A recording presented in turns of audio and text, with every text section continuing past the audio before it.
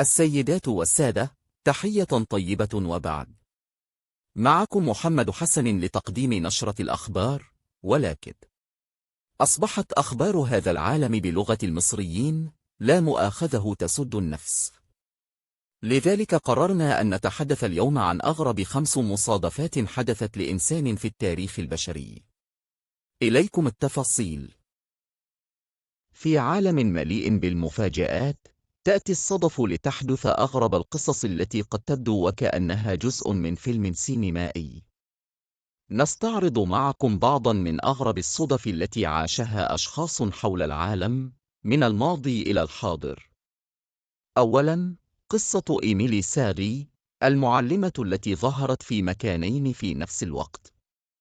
في فرنسا عام 1845 أثارت المعلمة إيميلي ساغي دهشة طلابها عندما كانوا يرونها تقوم بالتدريس في الفصل، بينما في نفس الوقت كانت تظهر وكأنها تقوم بأعمال أخرى في الخارج.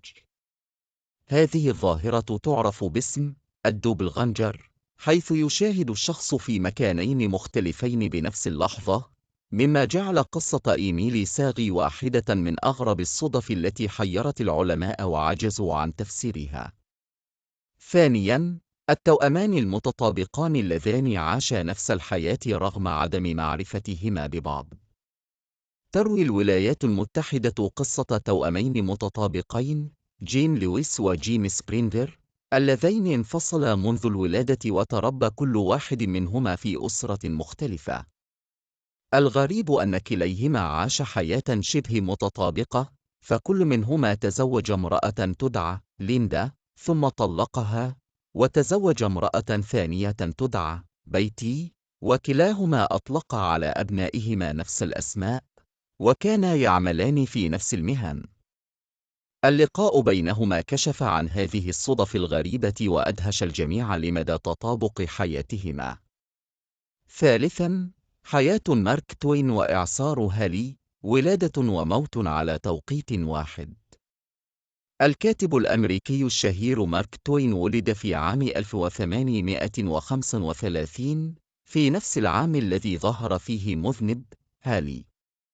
مارك توين توقع وفاته مع عودة المذنب، وفي عام 1910 عاد المذنب بالفعل وتوفي توين في اليوم التالي لظهوره، مما ترك صدى كبيرا في الأدب والعلم، حيث يرى البعض في هذه الصدفة علامة قدرية مرتبطة بأحداث كونية.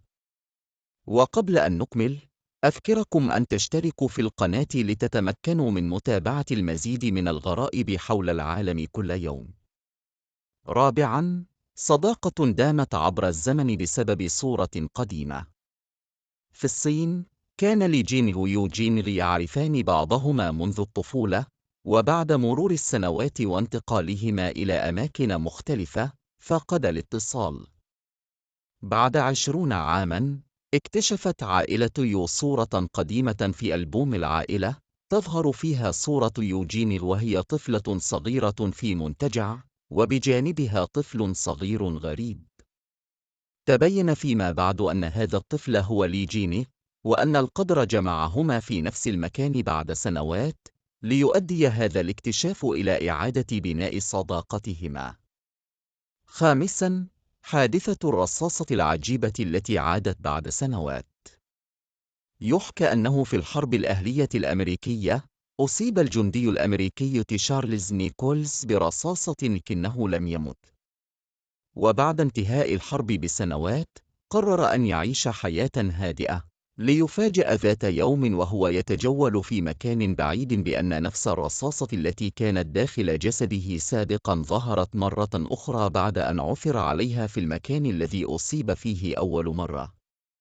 هذه الصدفة حيرت المؤرخين، وأثارت حيرة كبرى حول لغز عودة الرصاصة نفسها بعد سنوات. إلى هنا أصدقائي تنتهي حلقة اليوم، ولكن غرائب العالم لن تنتهي، فدعونا نكتشفها سوياً عبر الاشتراك بالقناة. نشكركم ونراكم على خير.